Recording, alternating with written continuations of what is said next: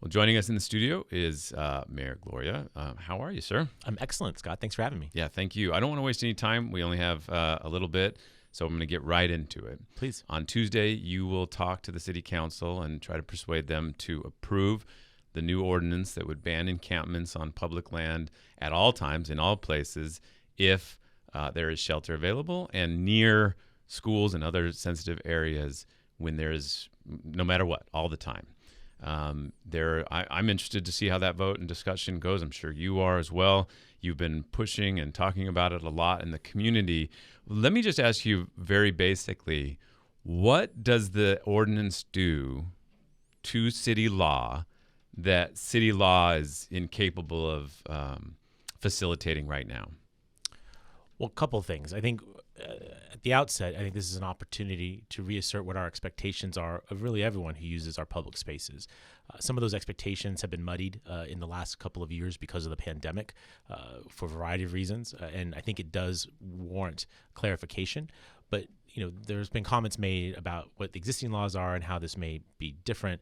I think the most important difference are those sensitive sites, the schools, parks, waterways, canyons, homeless shelters, places where we want to control the time, manner, and place of encampments in those areas in order to boost safety and public health. So I think that's a significant difference. It also takes some steps in around cleanups and hotspot efforts that our environmental services workers are very excited to have the opportunity to be able to remove more rubbish from the public right of way. But bottom line, Scott, is that we're reestablishing the expectations in San Diego of really all users of the public space and specifically taking additional action to protect sensitive sites like schools, parks, and public spaces. What about the law doesn't allow you to do that now? Well, the law allows us to, which is why we're proposing this law. Mm-hmm. But with regard to the existing law in the city, what we have are it is not specific to these sensitive sites that we're concerned about. We do have various sort of things that tie our hands relative to Boise versus Idaho, the Boise case, other existing settlements that have made it more difficult than we would like to work in these spaces. It's still going to be difficult. We're still going to have to provide notices to folks before we perform abatements. Our intentions and expectations are that we'll do outreach with non-police personnel to try and encourage folks to accept shelter services. But right now, Scott, the state of our affairs on our streets are absolutely unacceptable. And I believe what this will do is give us that enhanced ability in those sensitive locations, as well as remind people what our expectations are for across the city with regard to encampment and public spaces.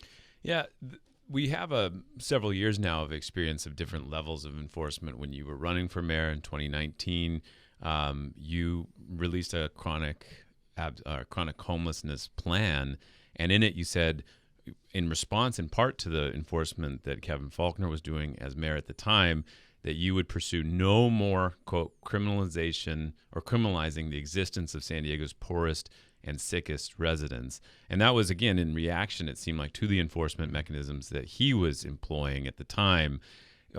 What about this is different from what he was doing then, or what you felt like needed to be done then?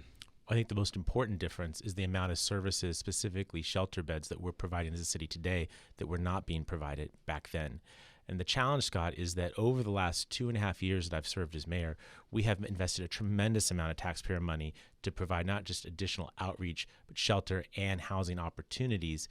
And unfortunately, what we're finding from our outreach workers is many of their offers of assistance are declined. And as we've seen the population of our on-street homeless population grow, we just received the most recent point in time count. The numbers are sobering and illustrative of the fact the problem is becoming larger. That additional increase in population, coupled with the substantial increase in services that we're providing, I think warrant this ordinance. When we're providing over $200 million a year in taxpayer funds for homeless outreach, shelter, and services, when we offer services, the answer cannot be no.